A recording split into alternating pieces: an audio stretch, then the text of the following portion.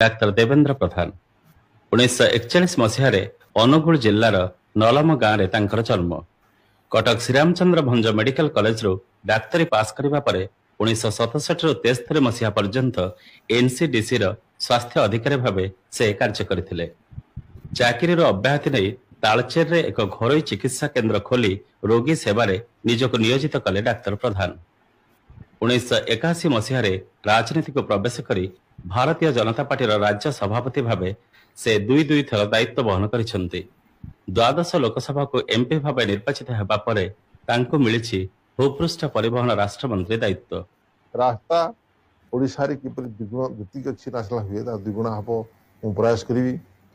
ତାପରେ ପାରାଦୀପ ପୋର୍ଟ ଏକମାତ୍ର ପୋର୍ଟ ଯିଏକି ସରଫେସ୍ ଟ୍ରାନ୍ସପୋର୍ଟ ମିନିଷ୍ଟ୍ରି ଅଣ୍ଡର ଅଛି, ସେ तार वर्तमान हूँ 20 million ton capacity per year अच्छी ताकू डबल करी 40 मिलियन टन कैपेसिटी करने हम प्रयास करूँ। धामरा बंदर हो जाऊँगी यदि ब्राह्मणी को आम इनलैंड वाटरवेज संलग्न कर धामरा बंदर को इनलैंड वाटरवेज माध्यम आम कोयला तालचेर नहीं पार।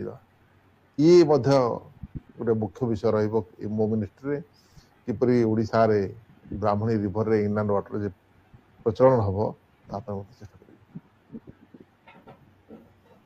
ओडिशार गाँ गंडार साधारण लोकमाननक पाखरे सरकारी योजनार सुफल पहुंचाइबा पई सदा तत्पर डाक्तर देवेन्द्र प्रधान।